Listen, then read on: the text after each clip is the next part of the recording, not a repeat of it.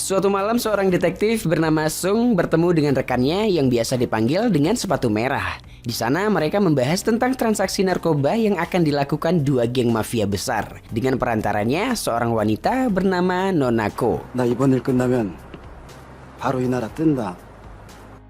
Scene selanjutnya menampilkan seorang wanita culun yang mengidap penyakit gangguan kecemasan mental sedang berobat di psikiater Fuad. Wanita itu adalah Suro. Dokter Fuad hanya memberikan 4 butir obat dan harus cukup untuk seminggu. Gangguan kecemasan ini juga membuat Suro sulit berkomunikasi dengan orang baru. 낯선 사람하고 통화하는 게 무서우면 짱깨는 어떻게 시키나? 이거 하나는 영심이 일본 갈 때 먹고. Malam harinya ketika makan di rumah, adik perempuannya Yung Sim berkata bahwa ia akan pergi sementara ke luar negeri selama 2 tahun. Mendengar itu, Suro kaget dong karena dia yang penyakitan akan tinggal seorang diri. Di hari esoknya, Suro pun mengantarkan Yung Sim ke terminal pelabuhan. Yap, tampak Suro begitu sedihnya. Setelah Yung Sim pergi, seketika penyakit Suro kambuh. Obatnya yang terjatuh, ia dibantu oleh seorang biarawati bernama Nonako. Mereka pun saling bercerita. Nonako curhat bahwa dirinya sangat mencintai seorang pria. Namun karena menjadi biarawati, ia tak bisa bucin lagi dengannya. Suro ikut sedih ketika tahu Nonako membeli hadiah dan kue ulang tahun namun tidak bisa memberikan hadiah itu ke pria idamannya. Seperti ingin balas budi, Suro pun membantunya untuk mengantarkan barang tersebut. Ketika menuliskan alamat pria tersebut, sebuah barang penting jatuh dari tasnya Nonako. Ya, sebuah kotak kontrasepsi. Merasa malu, Nonako lalu memberikan barang itu kepada Suro. Polosnya, Suro yang canggung, dia pun menerimanya. Di sisi lain, sepatu merah sedang memantau Nonako. Ya, Nonako inilah yang akan ditangkap oleh sepatu merah. Setelah mengambil hadiah dan kue dari Nonako, Suro pun pergi ke alamat yang dituju. Nonako yang juga pergi tersadar bahwa ada barang yang hilang dari tasnya. Ia kembali mencari Suro. Naasnya ketika menyeberang jalan, ia harus pindah ke dunia lain alias meninggal ditabrak mobil.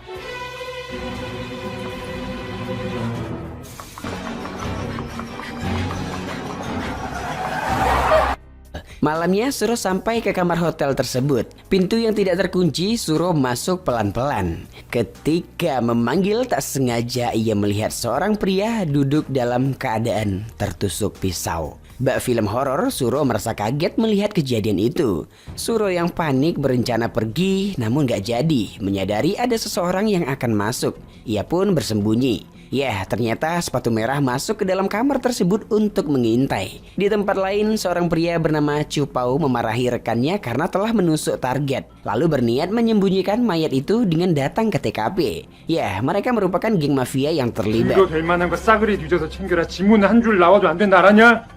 예, 형님. Faktanya korban tersebut adalah polisi yang dibunuh rekan Cupau ketika berusaha menggagalkan transaksi narkoboy. Malam itu Suro malah tertuduh sebagai Nonako kedua oleh ketiga pihak, yaitu polisi dan 2 geng mafia yang terlibat. Ketika Cupau and the gang masuk ke kamar hotel dengan segera melenyapkan bukti pembunuhan itu. Sementara Suro berusaha kabur dengan sangat hati-hati. Dalam pengejaran, Cupau dan geng menangkap sepatu merah yang merupakan anggota dari salah satu geng mafia yang terlibat. Malam itu, sepatu merah mewakili gengnya mendatangi pimpinan geng Bang Cupau bernama Bong Nam untuk menyelesaikan masalah transaksi yang gagal. Jadi, geng Bong Nam inilah yang berencana membeli narkoboy dari geng sepatu merah yang dipimpin oleh Yongchol lewat Nonako. Karena gagal, Bong Nam memberi waktu 2 hari agar geng Yongchol menangkap Suro. 주머니에서 돈이 나갔으면 너희들은 물건을 가져와야 하는 기다. 많이 컸네. 어른 뒤통수를 다치고. Di tempat lain, detektif Sung bersama 4 rekannya telah memastikan wajah Suro yang tak sengaja terlibat dalam kasus narkoba tersebut. Sung kemudian menyuruh rekannya mengecek rekaman CCTV hotel. Esoknya, sepatu merah menemui Yongchol untuk memberitahu pesan dari Bong Nam. Sementara Bong Nam menyampaikan bahwa setelah mendapatkan uangnya, ia akan menyingkirkan Nonako. Bong Nam yang belum tahu Nonako telah tewas, otomatis dia menganggap bahwa Suro adalah Nonako. Di kantor polisi, Suro ternyata telah ditangkap. Di saat yang sama, Detektif Sung mendapat informasi bahwa narkoboy yang dibawa Suro adalah palsu. Ketika Detektif Sung menginterogasi untuk menanyakan tentang Nonako, seketika Suro yang panik kemudian pingsan. Yap, akhirnya Suro dibawa ke rumah sakit. Di sana, dokter memberitahu kepada Detektif Sung tentang penyakit yang diderita Suro dan tidak bisa jika diinterogasi dengan penuh tekanan. Kemudian dokter memberi solusi agar proses interogasi tetap berjalan dengan memberikan Suro minuman alkohol jika ingin minta keterangannya. Karena gagal, mereka mencoba metode hipnotis, namun tak mempan juga. Hingga ke solusi yang terakhir yang lebih ekstrim. Ya, naik roller coaster berkali-kali agar Suro berkata jujur. Namun sama saja, ketika ditanya Suro hanya diam. 한 번 더 하자. 저 좀 살려주세요. Tak lama, Sepatu Merah datang menemui Detektif Sung. Di sana, Detektif Sung memberitahu Suro bahwa Sepatu Merah adalah agen rahasia kepolisian untuk mendapatkan informasi dari para mafia narkoboy. Sepatu Merah melaporkan bahwa kerugian geng Bong Nam akibat transaksi narkoboy yang gagal sebesar 50 miliar. Karena transaksi gagal, Surolah menjadi sasaran para geng tersebut. Bagai pahlawan kemalaman, Sepatu Merah lalu berkata akan melindungi Suro dari kedua geng tersebut. Benar saja, Sepatu Merah menemani Suro sampai ke dalam rumahnya. Hal itu membuat mereka berdua saling canggung. Suro yang merupakan seorang kartunis bercerita bahwa ia hobi menggambar komik tentang penyelesaian suatu kejahatan. Yap, malam itu mereka pun makan malam bersama.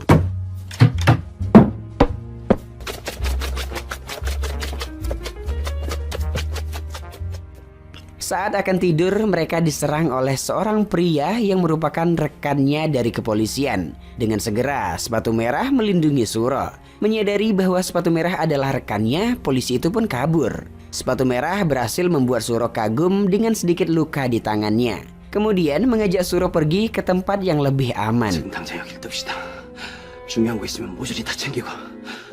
Setibanya di tempat tujuan, Suro mengobati tangan Sepatu Merah. Ya, sepertinya itu hanya settingan dari pihak kepolisian demi mendapatkan uang 50 miliar. Dengan membawa pergi, pastinya Suro akan membawa uang tersebut. Namun nyatanya, Suro tidak membawa hal aneh apapun. Yap, Sepatu Merah segera melaporkan hal tersebut ke Detektif Sung.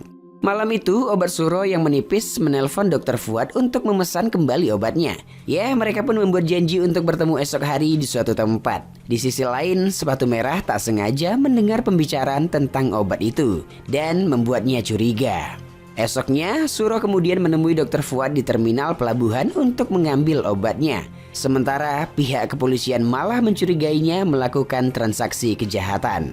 Dr. Fuad memberitahu Suro jika dia mimpi buruk atau dalam kepanikan, Suro harus menyebut nama ibunya untuk membuatnya kuat. Setelah transaksi selesai, Detektif Sung bersama rekannya mencoba menangkap Suro dan Dr. Fuad. Tak jauh dari mereka, ternyata orang kejaksaan ikut campur melakukan pengejaran terhadap Suro. Karena mereka tak percaya pada kerjaan Detektif Sung dan rekannya. Tak lama, Detektif Sung mendapat informasi bahwa Suro ternyata hanya bertemu dengan seorang psikiater. Tak ada tindakan kriminal. Kedatangan orang kejaksaan saat itu membuat mereka kehilangan jejak Suro. Saat berada di dekat loker terminal, Suro disenggol seseorang dan membuat kotak alat kontrasepsi pemberian Nonako di tasnya jatuh. Tak sengaja, Suro melihat sebuah kunci loker di dalam kotak tersebut. Yap, ternyata kunci ini yang dicari Nonako sebelum ia meninggal ditabrak. Dengan penasaran, Suro membuka loker tersebut. Dan ternyata di dalam loker itu berisi tas dengan uang 50 miliar milik Bong Nam yang disembunyikan Nonako. Suro kemudian melaporkan hal itu kepada Sepatu Merah. Mendengar hal itu, Sepatu Merah membimbingnya untuk kabur dari orang kejaksaan melalui pantauan CCTV. 지금 당신을 잡으려는 사람들이 있어요. 그러니까 지금 내가 시키는 대로만 하라고요. 어? 지금이야, 뛰어! 2층으로 올라가. Di tempat lain, Bong Nam yang masih mengharapkan barang haram itu mendapat informasi dari sebuah foto bahwa Sepatu Merah merupakan seorang polisi. Mendengar itu, Bong Nam memerintahkan anak buahnya untuk menangkap Suro, lalu ambil barangnya. Sisanya terserah kalian. Di tempat lain, Yongchol yang bertemu dengan sepatu merah memerintahkan untuk menghabisi Suro setelah mengambil uang. Sementara itu, Abang Latah dari pihak kepolisian bertemu dengan pihak kejaksaan untuk menyuruhnya memastikan apakah Suro terlibat atau tidak. Diketahui Abang Latah ini adalah mata-mata kejaksaan yang disusupi ke bagian kepolisian. Malamnya, sepatu merah menemui Suro di rumahnya saat Suro tertidur. Saat itu, sepatu merah melihat lukisan cerita kartun Suro dari semenjak ditinggalkan adiknya hingga saat ini. Bahkan, Suro menggambar dirinya memeluk sepatu merah ketika tangan sepatu merah terluka. Hal itu membuat sepatu merah terharu. Saat itu, Suro pun terbangun, kemudian sepatu merah menciumnya. Di esoknya ketika mereka di jalan, Cupau bersama rekannya melakukan pengejaran terhadap sepatu merah untuk menghabisinya. Pengejaran itu sampai ke rumah warga. Untungnya pengejaran sengit itu bisa membuat Suro dan sepatu merah meloloskan diri.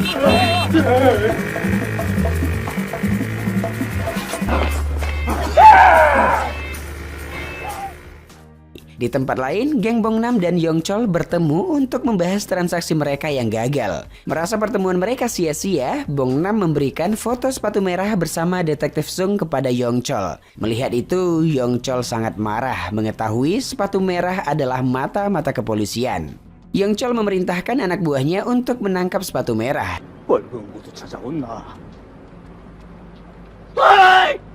Sementara itu, bukannya ke kantor polisi, sepatu merah bersama Suro menemui Detektif Sung di tepi laut. Suro lalu menyerahkan uang 50 miliar yang ditemukannya, berharap dengan itu masalah bisa selesai. Kemudian Detektif Sung mengajak Suro ke sebuah kapal bersama rekannya tanpa sepatu merah. Sebelum menaiki kapal, sepatu merah meminta Sung secara pribadi agar tak membunuh Suro. 나중에 실컷 보자. 어?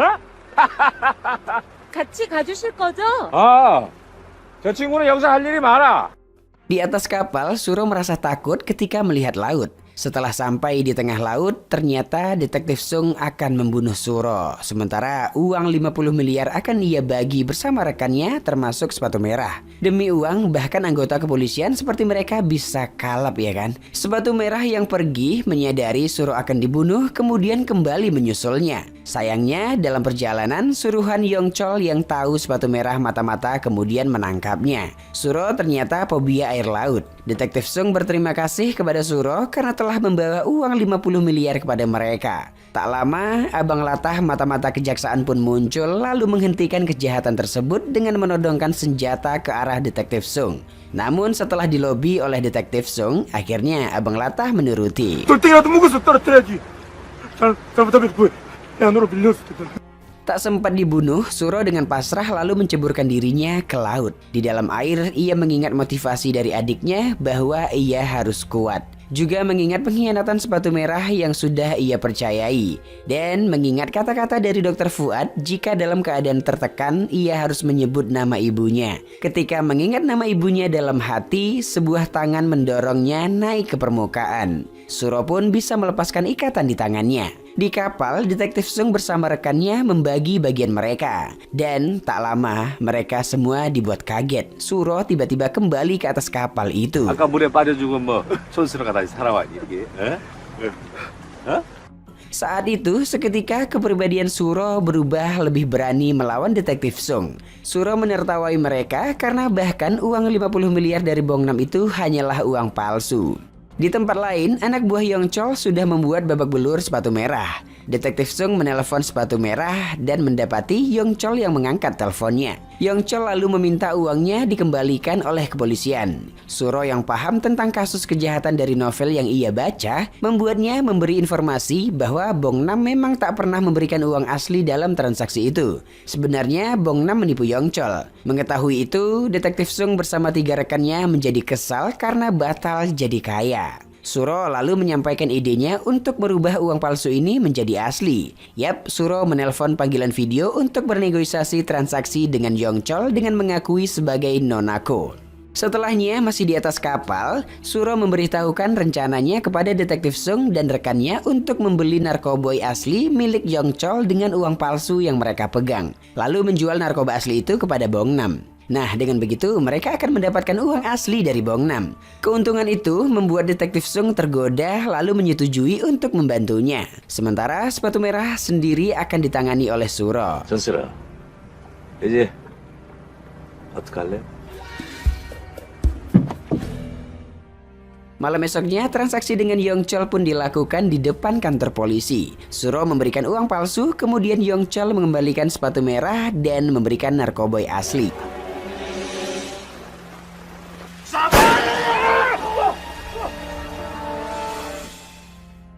Ketika Yongchol mengejar Suro, detektif Sung bersama rekannya menghalangi Yongchol. Suro pergi menuju tempat sepi. Berhenti di pinggir jalan, Suro yang kesal karena merasa dihianati berencana membunuh sepatu merah. Saat itu sepatu merah menyampaikan permintaan terakhirnya agar Suro kabur karena detektif Sung bisa saja membunuhnya setelah mendapatkan uang. Tapi Suro tetap bersikeras akan menyelesaikan semuanya. Akhirnya Suro melakukan tembakan ke arah sepatu merah, kemudian berkata perasaannya tak ada lagi untuknya, lalu beranjak pergi. Tembakan sebelumnya ternyata sengaja dibuat Suro tak mengenainya. Suro hanya meninggalkan sepatu merah seorang diri. Esoknya, detektif Sung memahami bahwa Suro telah membunuh sepatu merah, padahal sebenarnya tidak. Di tempat lain, Yongchol kesal karena telah sadar bahwa uang dari Bong Nam melalui Suro adalah uang palsu. Rencana selanjutnya, Suro menelpon Bong Nam untuk mengajaknya melakukan transaksi narkoboy asli dari Yongchol di pelabuhan. Sebelum Suro menemui Bong Nam, detektif Sung sempat memuji kepribadian Suro yang berubah menjadi penjahat. Sementara sebuah surat masuk ke kantor kejaksaan berisi sebuah flash disk yang masih misteri isinya. Diketahui flash disk ini yang pernah dipegang oleh sepatu merah waktu itu. Dan sepertinya sepatu merah juga yang memberikan ke kejaksaan. Di scene selanjutnya, sepatu merah ternyata mengamati Suro kemudian melaporkan ke Yongchol bahwa transaksi Suro dan Bong Nam sedang dilakukan. 지금 여객 터미널로 오시라고. Di sisi lain, detektif Sung memantau transaksi mereka dari CCTV. Yap, transaksi pun dilakukan.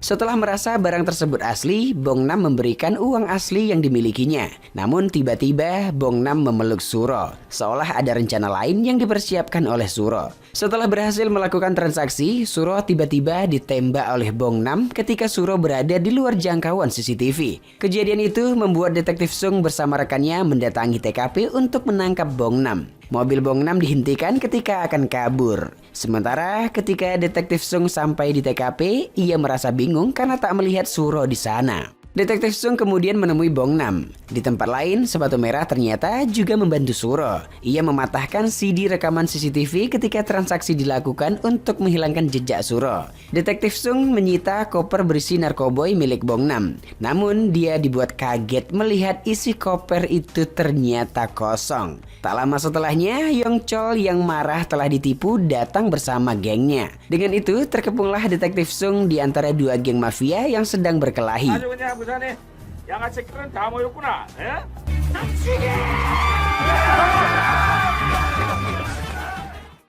Saat pertikaian itu, pihak kejaksaan datang guna mengamankan kedua geng tersebut. Ditambah, kejaksaan punya bukti detektif Sung terlibat dalam transaksi narkoboy tersebut dari flash disk kiriman seseorang. Hal itu membuat detektif Sung kabur. Naasnya, mobilnya terbalik ketika dihadang oleh sepatu merah.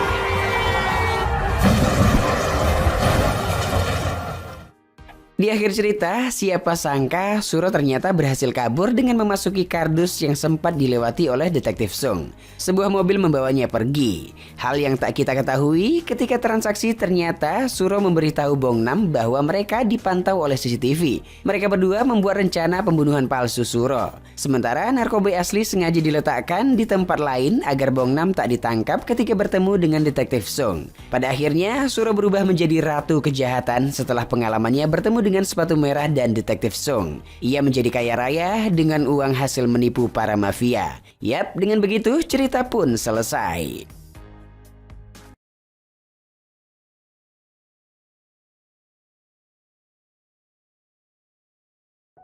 Kisah ini berdasarkan peristiwa nyata pendaki gunung terkenal yaitu Hong Gil, di mana ia harus menghadapi tantangan terbesar dalam hidupnya untuk mengambil tubuh mendiang pendaki juniornya. Oke, pada tahun 1992, di pegunungan Himalaya, Hong Gil sebagai kepala pendaki gunung terlihat memasak untuk anak-anak di sebuah kamp gunung. Untuk informasi, pegunungan Himalaya adalah tempat gunung-gunung tertinggi di dunia. Salah satunya ada Kang Cenjunga, K2, dan Everest. Setelah makan, ia bergegas naik gunung karena ada salah satu pendaki meninggal di gunung. Singkatnya, Honggil bersama timnya melakukan evakuasi. Karena medan tak memungkinkan, Honggil berencana meninggalkan mayat pendaki itu untuk dibawa esok hari saja. Namun, dua teman almarhum bersikeras membawa mayat temannya turun. 기가 돌았나 진짜 너 일어나봐. 일어나봐. 제가 입맛 챙길 테니까 아저씨가 우리 애들 좀 챙겨주이소. 제가 책임지겠습니다. 같이 왔으면은 같이 내려가야지. Beberapa jauh membawanya, kedua pria itu pingsan. Honggil merawat mereka di camp. Ketika dua pria bernama Motek dan Yadi itu sadar, Honggil mengungkapkan kekesalannya kepada mereka karena tak mendengarkan perkataannya sebelumnya sebagai pendaki senior. Ia menyuruh mereka agar tak mendaki lagi karena menyusahkan saja. Honggil sebenarnya orang baik jika tidak sedang marah. 니들 두 번 다시 이 근처에 얼씬거리다가 내 눈에 띄면 그때 진짜 가만 안 둔다. Tahun 2000, Honggil bersama timnya ke perusahaan olahraga untuk mendapatkan sponsor dari mereka. Malamnya di restoran, salah satu dari mereka mengajak dua pendaki yang dianggap kompeten. Dua orang itu lagi-lagi adalah Mutek dan Yadi. Honggil harus bertemu mereka kedua kalinya. Lantas saja Honggil mengusir mereka karena kekesalan sebelumnya. 선생님과 제가 정복하겠습니다. 쟁이들이 정복이란 말 써 안 써? 안 씁니다. Sepulang dari sana, Honggil terkejut melihat kedua pemuda tersebut malah berada di halaman rumahnya sedang makan bersama kedua anaknya. Ini adalah cara mereka agar Honggil mengizinkan mereka ikut bersamanya. Sebab Yadi sudah resign untuk bergabung ke Kanchenjunga. Mutek juga sudah putus dengan pacarnya. Karena istri dan anaknya kasihan kepada mereka, Honggil terpaksa mengizinkan mereka. Singkatnya, Honggil melatih mereka dengan keras. Naik gunung dengan bawaan berat. Meski berat, semangat mereka membuat hal itu bisa dilakukan. Tak sampai di situ, Honggil menyuruh mereka turun ke pos bawah untuk membuang banyak sampah. Meski terlihat sangat lelah, mereka berhasil membawanya. Semangat mereka untuk bergabung dalam pendakian memang tak main-main. Setelahnya, mereka semua pergi ke sauna bersama-sama. Hari demi hari mereka terus latihan dengan matang. Ketika latihan di gunung, mantan Mutek bernama Yuyun datang menemui Mutek. Ia meminta penjelasan kenapa Mutek memutuskannya. Mutek berkata, ia hanya tak yakin bisa selamat setelah mendaki gunung untuk menemui Yuyun lagi. Ia pun menyuruh Yuyun mencari pria lain. Malamnya di restoran, Mutek terlihat tegar setelah putus dari pacarnya. Namun, sepulang dari sana, Mutek menangis mengingat Yuyun bukan pacarnya lagi.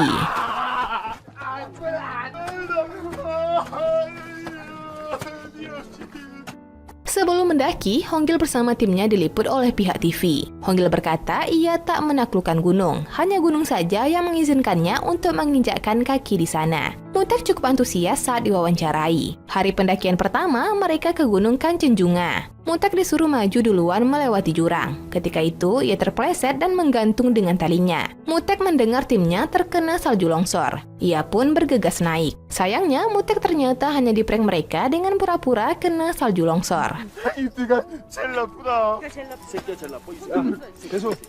Malamnya di Kanchenjunga, Yadi sakit di tenda. Salah satunya, anggota wanita bernama Myong mencoba mengobatinya. Angin kencang membuat mereka harus menunda pendakian. Di tenda bersama Honggil, Mutek seperti menulis surat wasiat dan memasukkannya ke kalungnya. Mutek menyuruh Honggil agar tidak terlalu keras dalam mendaki gunung. Tak lama, Honggil tertidur dengan pulas meninggalkan Mutek berbicara sendiri. Paginya, Honggil mendapat instruksi agar tak melanjutkan pendakian karena cuaca buruk. Honggil memutuskan mendaki hanya ditemani dua orang penduduk lokal Nepal atau Sherpa. Beberapa jauh mendaki, Mutek datang menyusulnya. Honggil awalnya menyuruh Mutek turun, tapi karena tak tahu jalan turun, Honggil terpaksa memperbolehkannya ikut mendaki. Di tengah perjalanan, salju longsor mengganggu pendakian mereka dan membuat dua Sherpa terluka.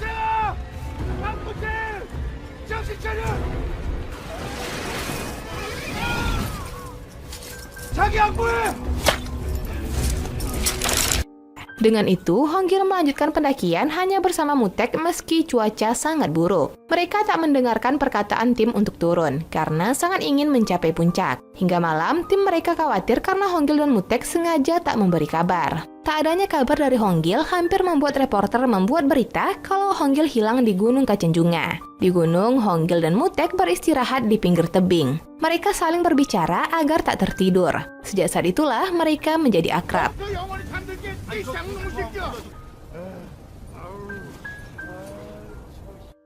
Honggil menyuruh Mutek agar tetap bersama Yuyun. Mereka membuat perjanjian. Jika mereka bisa bertahan hidup di gunung itu, mereka akan mendaki bersama lagi ke dua gunung yang belum pernah didaki oleh Honggil. Bagi Honggil, meninggal di gunung adalah sebuah kehormatan. Meski begitu, ia tetap ingin mereka mendaki dengan selamat. 그러니까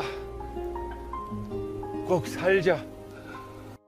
Sampai matahari datang, mereka kembali bersemangat karena kehangatan datang. Mereka meneruskan pendakian sampai ke puncak. Honggil awalnya ngeprank Mutek dan berkata mereka salah gunung, sebelum mereka sama-sama bahagia di puncak gunung Kacenjunga itu. Tim mereka di camp merasa sangat bahagia mendengar kabar keberhasilan mereka itu. Setelah ekspedisi pendakian tersebut, Mutek menikah dengan Yuyun dengan bahagia. Pendakian Honggil bersama Mutek melegenda. Mereka juga melakukan pendakian bersama hingga ke Gunung K2, Everest, dan lainnya.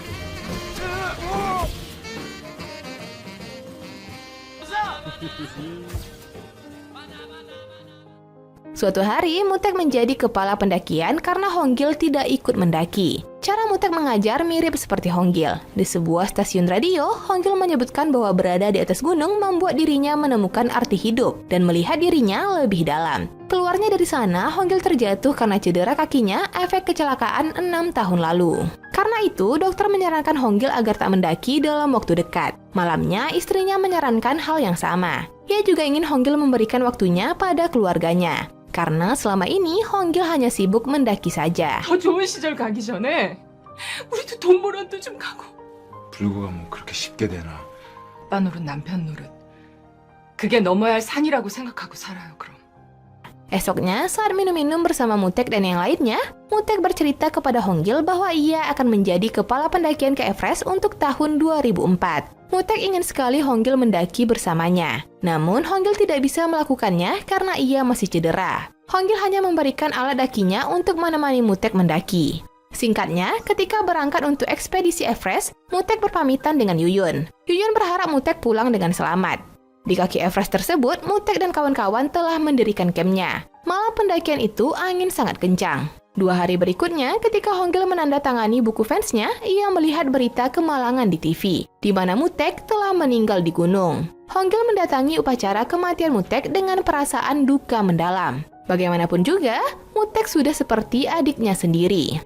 Fakta menyedihkan lagi, jasad Mutek masih belum dibawa dari gunung. Honggil cukup merasa bersalah, di mana ia harusnya menemani Mutek mendaki. Kehilangan itu juga dirasakan rekan mendaki Mutek. Honggil mendapat foto almarhum Mutek di Gunung Everest dari mereka. Kita dibawa flashback di mana Mutek mendaki bersama seorang pendaki junior. Setelah mencapai puncak dan akan turun gunung, juniornya terjatuh dan ikut membawa Mutek hingga ia terjatuh. Ketika itu, Mutek bergantung lalu menarik juniornya. Buruknya, Mutek menatap matahari langsung dan membuat pandangannya kabur. Yadi yang berada di kamp gunung diberitahu Mutek soal buruknya penglihatannya. Ia juga diberitahu akan ada salju longsor di sana. Karena cuacanya buruk, Mutek menyuruh juniornya turun. Tapi pria itu tak mau meninggalkannya sendiri. Yadi meminta bantuan tim penyelamat di bawah gunung. Sayangnya, tim penyelamatan Korea Selatan bahkan negara lain tak sanggup melakukan penyelamatan karena terlalu beresiko. Yadi nekat menyusul Mutek sendiri. Yadi merasa jika ia yang berada di atas gunung, pasti Mutek juga akan menyelamatkannya ke atas. 금방 갔다 올게요. 아직 희망 있는데 왜 자꾸 울고 그래? It's the Korean team. We have a member stuck in second step. 야, 이 새끼야, 가지 마라, 정국아. Your life. Your life. 지금 사람이 죽어간다, 이가. 뭐라고 대꾸 좀 해봐라, please. Please, help.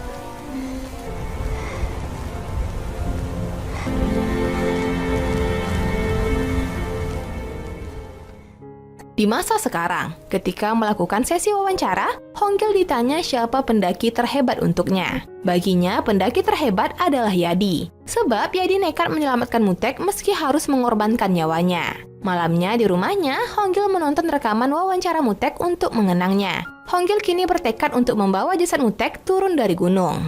Esoknya, ia mengajak salah satu anggotanya. Namun pria itu merasa terlalu beresiko jika membawa jenazah Mutek turun gunung. Ia mengajak anggota lainnya. Pria itu tak bisa karena akan segera menikah. Honggil menemui anggota lainnya. Pria itu tidak ikut karena merasa sudah lama tidak mendaki. Dengan tak ada anggota, Honggil akan membawa jasad Mutek seorang diri. Sebelum mendaki, Honggil ke restoran langganan timnya untuk minum. Tanpa terduga, satu persatu anggotanya datang ke tempat duduknya. Setelah berpikir, mereka ternyata tak bisa membiarkan Honggil naik sendiri. Seorang yang ikut dalam ekspedisi sebelumnya juga ikut karena merasa bersalah atas insiden sebelumnya. Mereka bertekad, bagaimanapun jasad Mutek harus dibawa turun. Singkatnya, mereka sampai di Camp Everest. Ketika pendakian dilakukan, salju longsor sempat menerjang Honggil. Karena cuaca buruk, mereka beristirahat dulu dengan mendirikan tenda. Awalnya, Honggil masih berpikir akan melanjutkan pendakian. Tapi setelah berpikir akan keselamatan anggotanya, ia memutuskan agar mereka turun sementara waktu. Di camp, mereka kedatangan Yuyun. Ia berkata ingin berpartisipasi dalam penyelamatan suaminya. Tim mereka mendapat kabar bahwa cuaca tetap akan buruk seminggu ke depan. Karena merasa terlalu lama, Honggil nekat untuk melanjutkan pendakian lagi. Ia percaya roh Mutek akan membantunya naik. Singkatnya, Honggil bersama tim kembali naik gunung dan kembali mendirikan tenda di gunung untuk beristirahat. Karena ada badai, Honggil mempersilahkan semua anggotanya jika ingin turun dan ia akan mendaki sendirian. Namun, mereka semua tetap bersemangat untuk mengevakuasi jasad Mutek. Seorang anggota bernyanyi untuk menyemangati tim mereka. 나 믿고 여기까지 와준 것만으로도 너무너무 감사해. Keesokan harinya, ketika sampai di lokasi tak jauh dari jasad Mutek, Honggil sempat terjatuh pingsan karena kondisi fisiknya yang melemah. Kita dibawa flashback di mana Yadi menyusul dan menemukan Mutek. Saat itu, Mutek tak sanggup turun gunung karena mengalami radang dingin. Pandangannya juga tidak jelas. Mutek menangis karena kondisinya. Di saat terakhirnya, Mutek berkata bagaimana ia sangat mencintai Yuyun. Yadi sangat sedih kehilangan temannya itu. Ia mengikat jasad Mutek agar tak jatuh dari gunung. Di masa sekarang, Honggil dibangunkan sosok Mutek. Saat itu juga, seorang anggota menemukan jasad Mutek. Honggil dan yang lainnya cukup berduka melihat bagaimana Mutek telah tiada.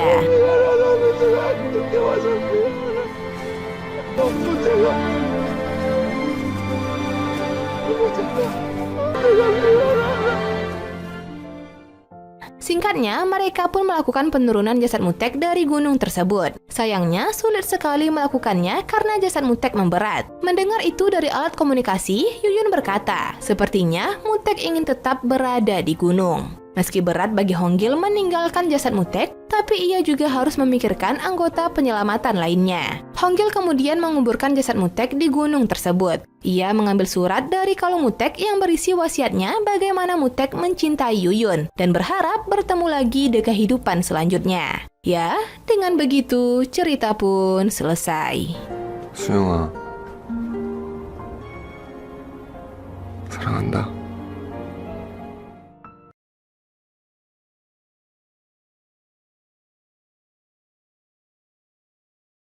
Film dibuka dengan suasana gelap di dalam sebuah bioskop. Seorang wanita yang ketiduran kaget karena suasana sudah sepi. Wanita yang diketahui bernama Mi Jung ini tiba-tiba merasa penasaran. Ia menghidupkan flash HP-nya dan menyorot semua bagian bioskop. Lalu sekilas terlihat sesosok bayangan wanita. Mi Jung makin penasaran dan mencoba menghampirinya. Saat akan difoto, tiba-tiba...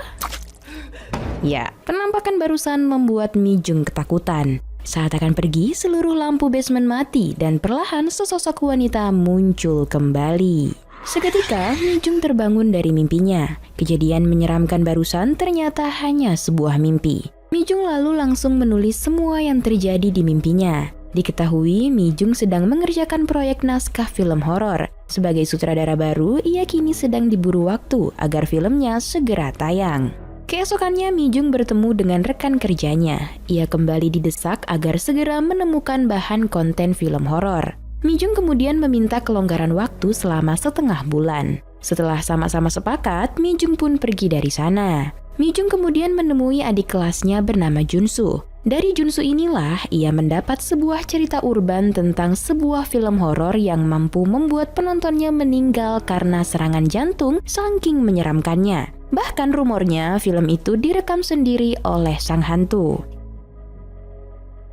Keesokannya berangkatlah Mi Jung ini ke Departemen Film Universitas Daejeon. Karena dulu si penyebar cerita juga mendatangi departemen ini untuk mengkonfirmasi filmnya.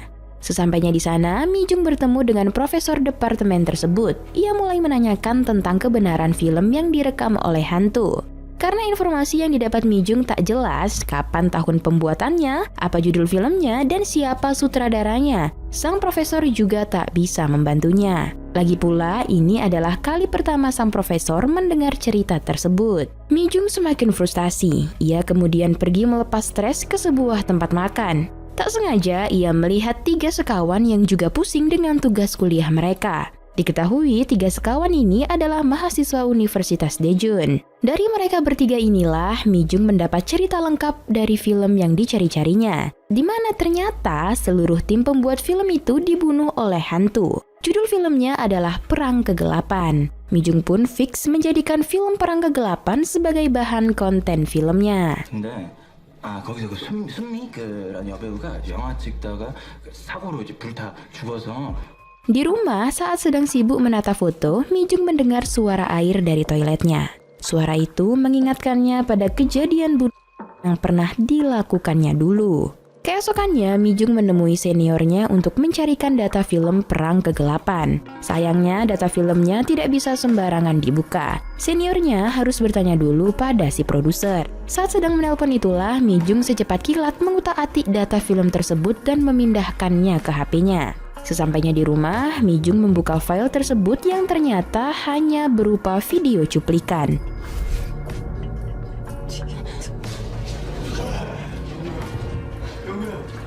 Karena membutuhkan file film yang lengkap, Mi Jung kemudian menghubungi nomor yang tercantum di dalam file film tersebut. Namun, sudah tidak aktif. Lalu Mi Jung beralih ke email dan mengirimkan sebuah pesan. Hingga larut, tak kunjung juga ada balasan dari email Mi Jung. Mi Jung pun sudah pasrah dan tidak berharap. Esoknya, saat sedang ngopi ditemani Junsu, tiba-tiba nomor tak dikenal menelpon Mi Jung. Ternyata panggilan itu dari Jaehyun, sutradara film Perang Kegelapan yang meminta Mi Jung menghapus kembali pesan emailnya. Mi Jung lalu meminta agar mereka bertemu jika Jaehyun tetap ingin pesan itu dihapus. Bertemulah Mi Jung dengan Jaehyun. Nampak kondisi Jaehyun yang memprihatinkan dan sedikit menyeramkan. Mi Jung segera menghapus pesan emailnya sesuai perjanjian. Mi Jung lalu ingin mengetahui lebih dalam mengenai pembuatan film itu dan kebenaran rumor yang beredar. Jaehyun kemudian justru marah dan menyuruhnya melupakan film tersebut. Ia juga memperingatkan jangan sampai Mi Jung menangis di masa depan menyesali perbuatannya yang sekarang. Mi Jung tentu semakin penasaran dengan apa yang sebenarnya terjadi.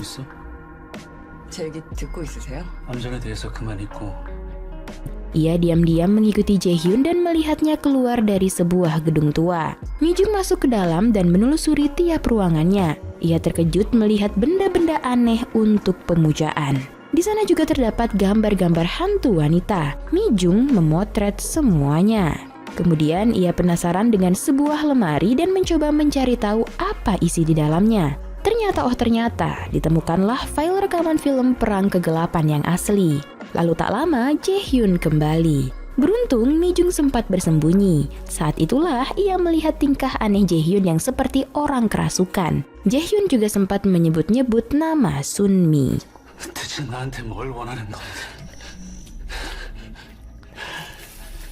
Ketika ada celah kesempatan, Mi Jung pun keluar dari gedung itu. Tapi Jaehyun segera menangkapnya. Jaehyun pun membanting-banting file rekaman film tersebut, hingga akhirnya terjadilah perebutan dan perkelahian antara mereka. Beruntung, Mi Jung berhasil melarikan diri.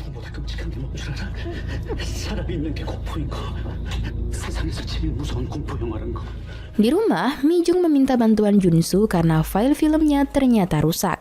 Saking lelah dan frustasinya, Mi Jung pun jatuh pingsan. Mi Jung lalu bermimpi Junsu berubah menjadi Jaehyun dan langsung mencekiknya. Mi Jung kemudian terbangun. Beruntung, file film yang rusak sudah berhasil diperbaiki oleh Junsu. Mereka pun mulai menonton. Awal video itu memperlihatkan proses casting untuk tokoh film. Waktu itu, Jaehyun ditanya mengapa mau membuat film horor. Ternyata, Jaehyun memiliki pengalaman yang hampir mirip dengan Mi Jung. Dulu ketika masih menjalani kehidupan yang buruk hingga harus masuk rumah sakit, menonton film horor yang menyeramkan membuat Jaehyun maupun Mi Jung melupakan rasa sakitnya. Film hororlah yang merubah kehidupan Jaehyun dan Mi Jung. Saat Mi Jung sedang menulis naskah, tiba-tiba lampu rumahnya kedip-kedip dan langsung mati. Mi Jung saat itu positive thinking bahwa terjadi pemadaman listrik. Namun, Mi Jung mulai takut saat pintu toiletnya terbuka sendiri. Ketika dicek, Mi Jung menemukan sebuah pisau sudah berlumuran darah dan sesuatu tiba-tiba mengagetkannya. Saat melihat ke arah pisau tadi, pisau tersebut ternyata sudah hilang. Mi Jung pun bergegas pergi dari rumahnya, namun ternyata ia sudah terkunci. Diiringi suara-suara aneh, sesosok hantu wanita mulai berjalan menghampiri Mi Jung. Namun hantu itu seketika hilang saat Mi Jung memotretnya.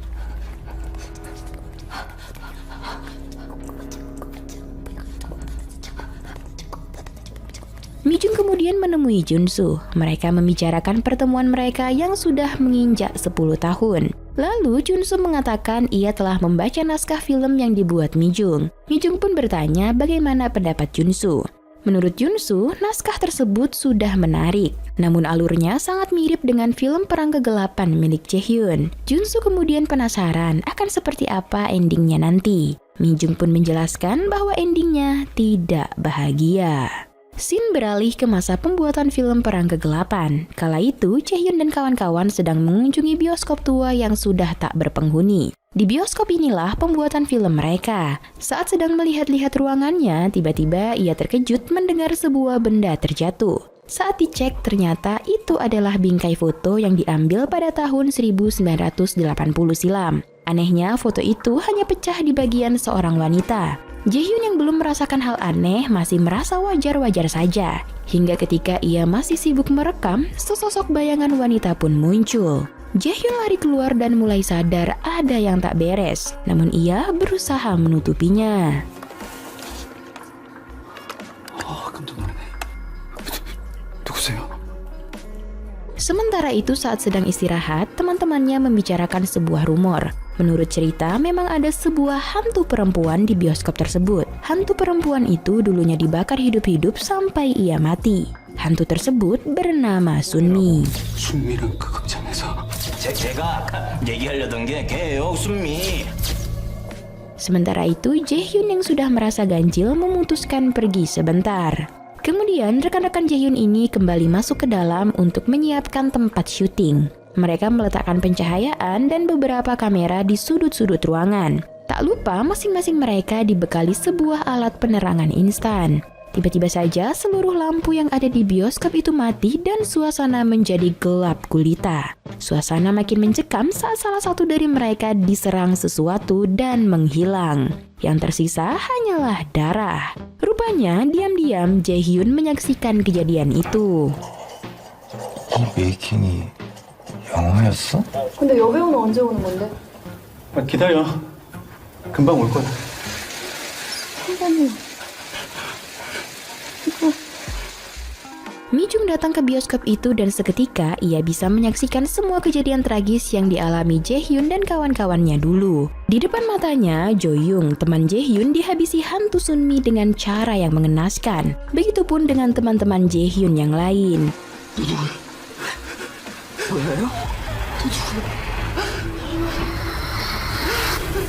Di balik kejadian tragis yang dialami teman-temannya, Jaehyun justru merekam kematian mereka. Mi Jung yang tak sanggup melihat lagi akan pergi keluar dari bioskop. Tapi ia justru bertemu dengan Jaehyun yang menduga dirinya adalah Sunmi yang sedang menyamar. Mi Jung kemudian diikat dan akan dibakar bersama Jaehyun. Namun sebelum itu, Jaehyun menceritakan dan mengakui semua perbuatan gilanya, merekam kematian sahabatnya dan mengeditnya menjadi sebuah film. 감독님은 아무 죄 없다고 다 설명할게!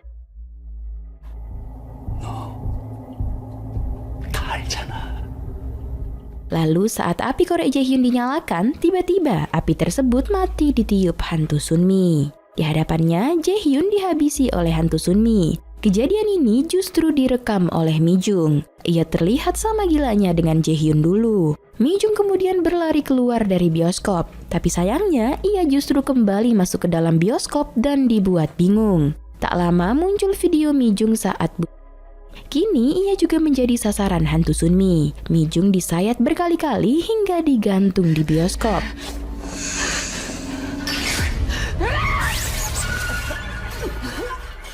Ia kemudian mengambil HP dan memotret dirinya sendiri. Tali gantung itu terlepas dan hantu Sunmi pun hilang. Saat hantu Sunmi datang lagi, Mi Jung berusaha melawan dan membakarnya. Ya, Sunmi kembali terbakar dan kini ia benar-benar musnah.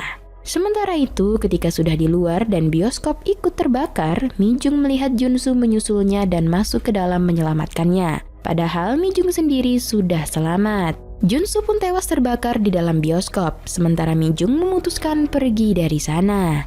Setelah melewati kejadian yang tak akan pernah terlupakan seumur hidupnya, Mi Jung pun sukses besar dengan film horor garapannya itu.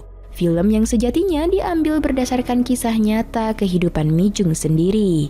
Kemudian, film ini ditutup dengan senyuman dingin di wajah Mi Jung.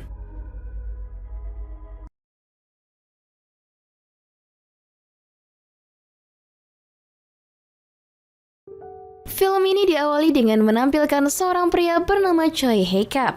Ia tampak sedang berada di tengah laut dengan tiduran di perahunya. Tak lama, terlihat kapal kepolisian mendatanginya. Hampir saja Hae-kap ditangkap karena dikira perahu asing. Namun perahunya saat itu hanya kehabisan minyak.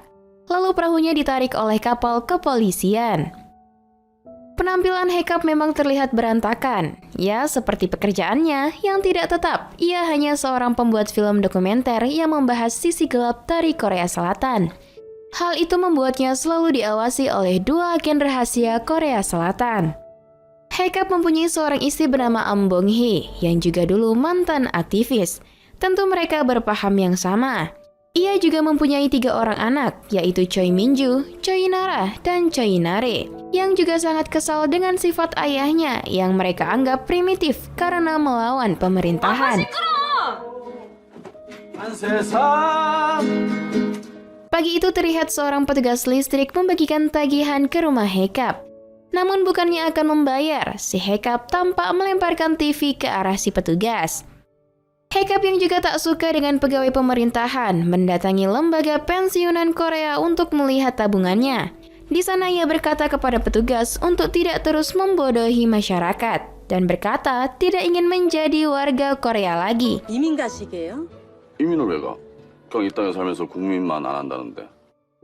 Malamnya terlihat Hae-kap mematikan TV orang-orang yang sedang menonton pertandingan Korea versus Jepang, yang menganggap bahwa mereka adalah seorang nasionalisme. Namun Hae-kap berkata bahwa nasionalisme bukan hanya 4 tahun sekali. Setelah mematikan TV, keributan pun terjadi. Paginya Nare tampak berpidato di depan kelasnya dengan menyebutkan moto, "Jangan memiliki, jangan belajar." Hal itu tentu saja membuat yang lain menjadi heran. Ya, namanya juga didikan seorang Hae-kap, tentu akan menjadi aneh. 아니 뭐 틀린 말은 아니잖아요. Sementara di tempat lain, tampak 2 agen rahasia memata-matai rumah Hae-kap dengan mulai meletakkan alat rekam di bawah meja rumahnya.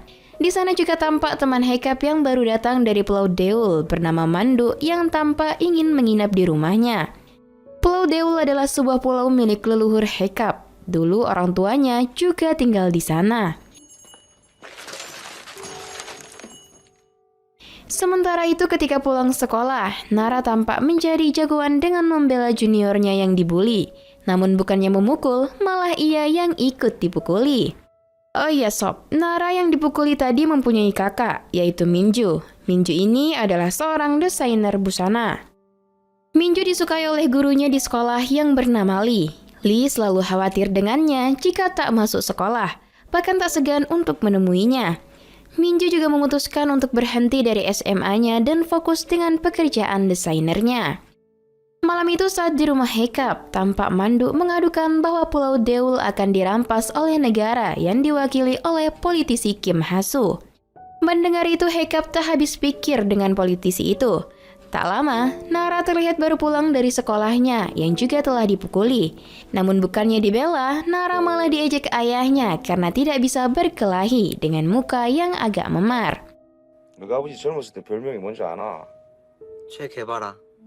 안 해? Keesokan paginya tampak Mandu memata-matai rumah Ha-soo. Sepertinya ia sedang merencanakan sesuatu. Namun di tempat lain, terlihat Dewan Keamanan sedang berdiskusi dengan agen rahasia bahwa Hae-kap dan istrinya cukup berbahaya. karena mereka mantan aktivis dan mereka pun akan lebih mewaspadai gerakan mereka. Sementara itu terlihat sebuah film dokumenter Haecap diputar di sebuah aula. Tentu saja adalah film tentang sisi negatif negara.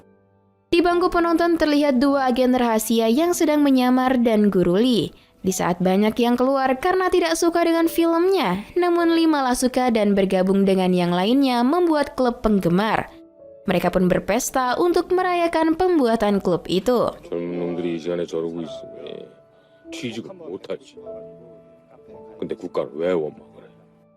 Paginya terlihat Haecap diikuti oleh dua agen rahasia di jembatan. Haecap yang melihat mereka sebelumnya di aula menganggap mereka adalah penggemarnya.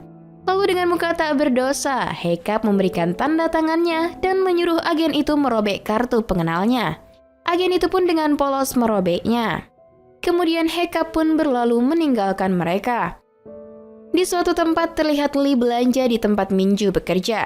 Lee yang saat itu memakai baju gambar Haecap membuat Minju sangat heran kenapa ada orang yang menggemari ayahnya.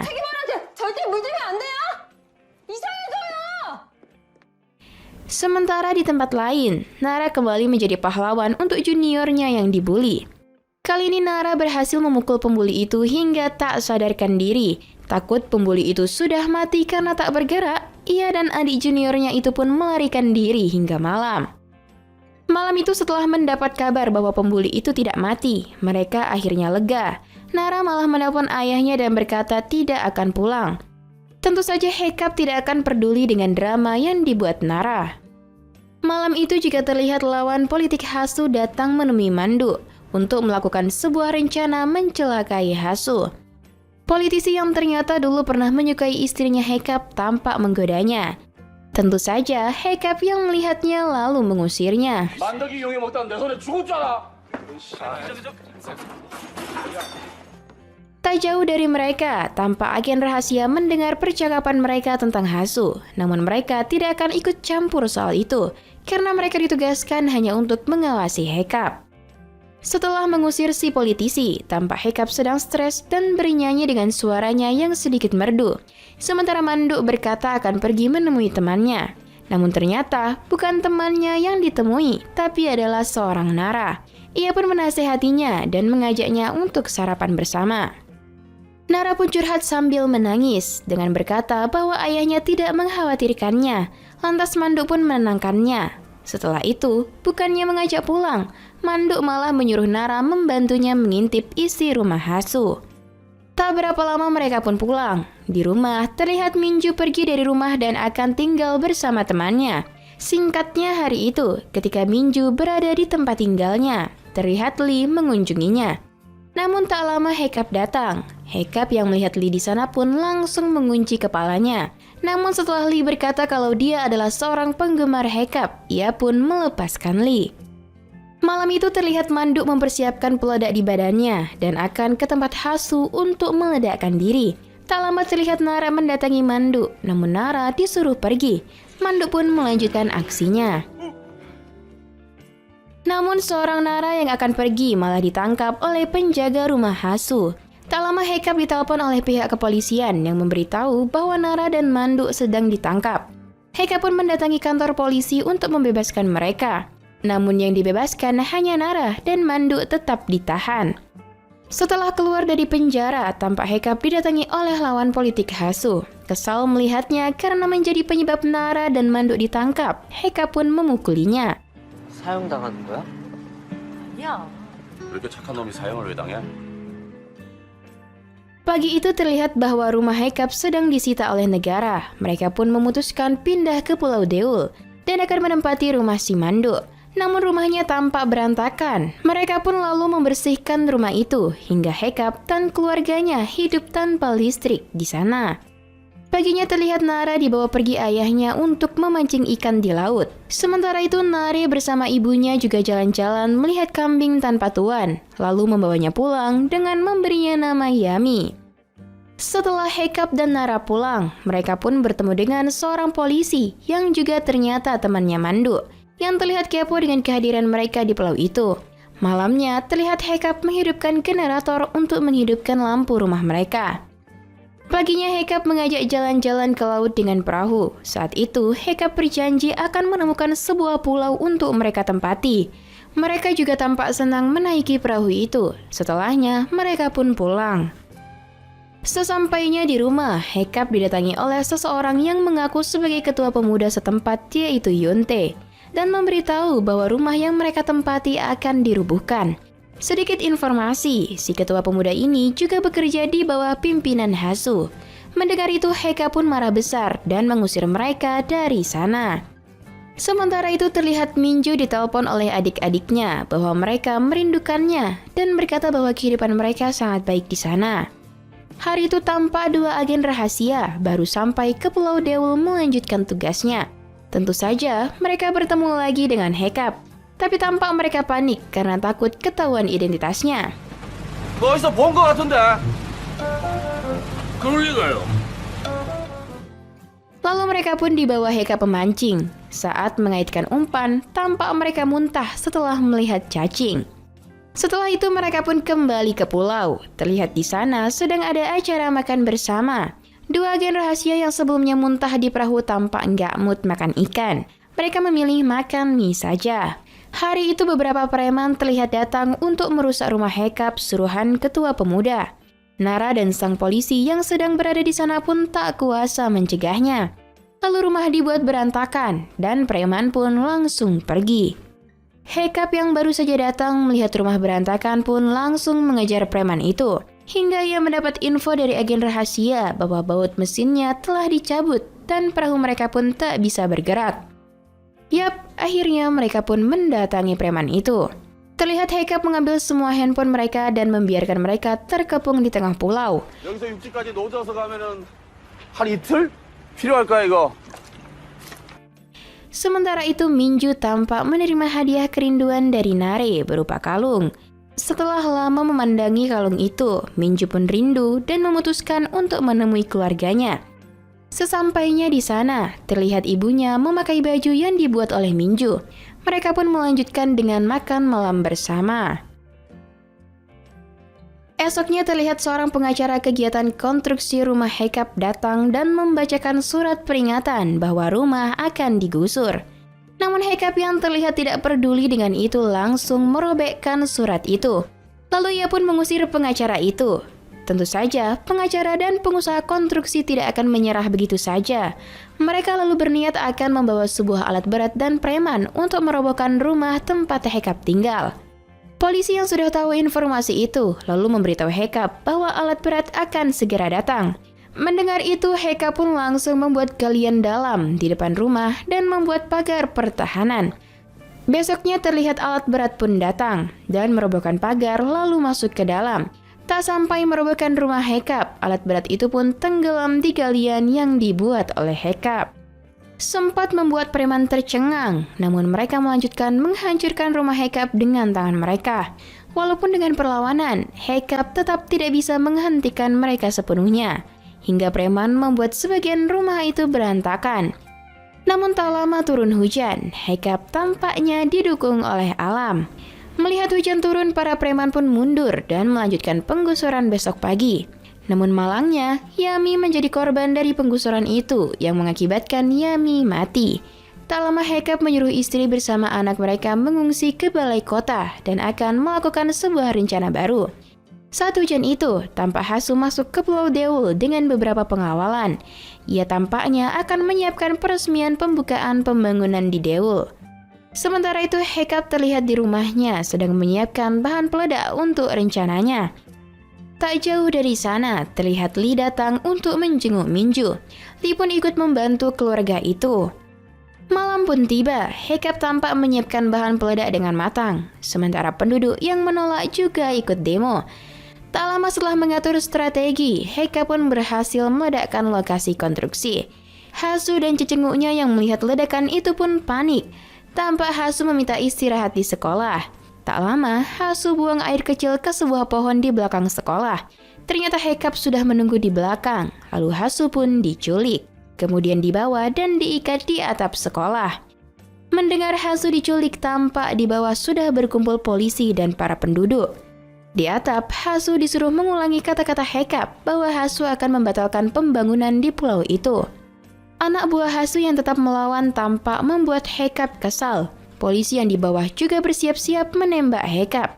Tapi istrinya membantunya dengan melemparkan bom molotov ke bawah. Setelah membuat api dengan bom molotov, mereka pun menghilang dengan menculik si Hasu. Lama petugas kepolisian mencari mereka, namun hingga pagi, Hasu tak juga ditemukan. Ternyata Hasu diikat di puncak bukit. Setelah beberapa hari, baru si Hasu ditemukan dengan keadaan lemas dan tak sadarkan diri. Sementara itu terlihat Haecap dan istrinya akan berlayar mencari pulau baru untuk mereka tempati seperti janji mereka dengan anak-anaknya. Dan film pun tamat.